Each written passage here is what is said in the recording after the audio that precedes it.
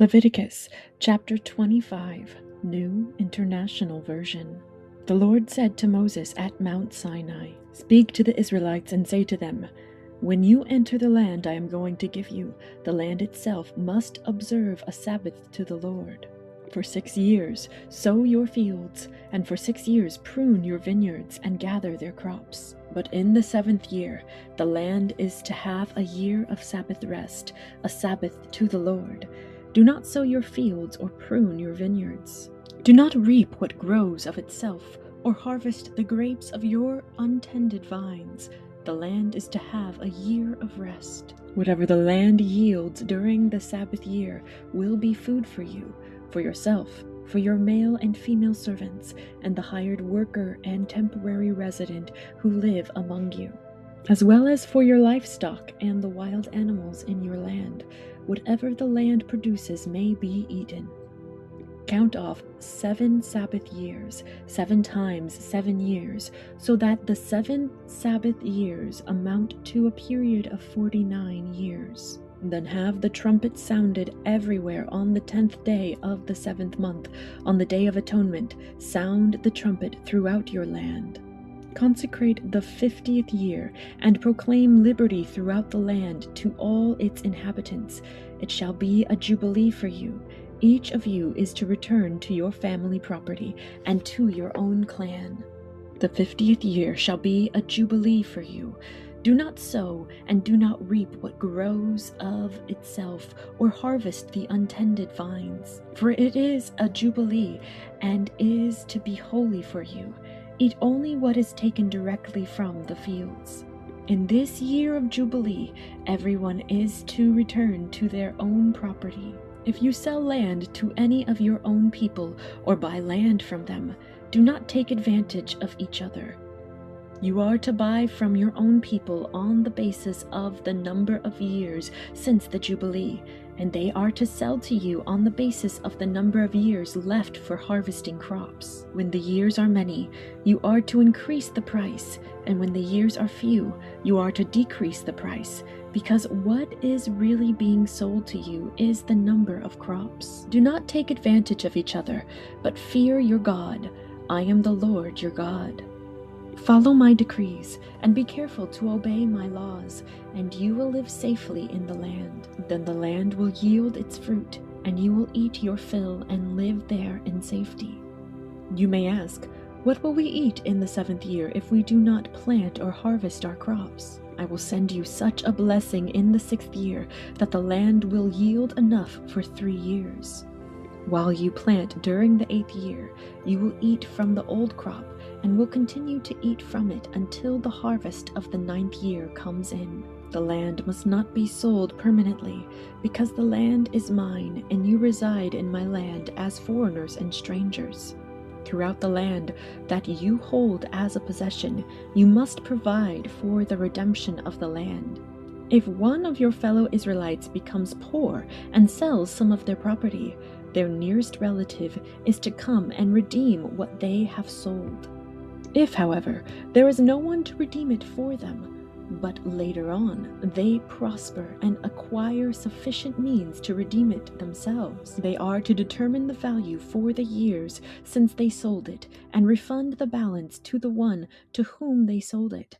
They can then go back to their own property. But if they do not acquire the means to repay, what was sold will remain in the possession of the buyer until the year of Jubilee. It will be returned in the Jubilee, and they can then go back to their property. Anyone who sells a house in a walled city retains the right of redemption a full year after its sale. During that time, the seller may redeem it. If it is not redeemed before a full year has passed, the house in the walled city shall belong permanently to the buyer and the buyer's descendants. It is not to be returned in the Jubilee. But houses in villages without walls around them are to be considered as belonging to the open country. They can be redeemed, and they are to be returned in the Jubilee. The Levites always have the right to redeem their houses in the Levitical towns, which they possess. So the property of the Levites is redeemable, that is, a house sold in any town they hold, and is to be returned in the Jubilee. because the houses in the towns of the Levites are their property among the Israelites. But the pasture land belonging to their towns must not be sold. It is their permanent possession. If any of your fellow Israelites become poor and are unable to support themselves among you, help them as you would a foreigner and stranger, so they can continue to live among you. Do not take interest or any profit from them, but fear your God, so that they may continue to live among you. You must not lend them money at interest or sell them food at a profit. I am the Lord your God, who brought you out of Egypt to give you the land of Canaan and to be your God. If any of your fellow Israelites become poor and sell themselves to you, do not make them work as slaves. They are to be treated as hired workers or temporary residents among you. They are to work for you until the year of Jubilee. Then they and their children are to be released, and they will go back to their own clans and to the property of their ancestors. Because the Israelites are my servants, whom I brought out of Egypt, they must not be sold as slaves. Do not rule over them ruthlessly, but fear your God. Your male and female slaves are to come from the nations around you. From them you may buy slaves. You may also buy some from the temporary residents living among you, and members of their clans born in your country, and they will become your property. You can bequeath them to your children as inherited property, and can make them slaves for life, but you must not rule over your fellow Israelites ruthlessly.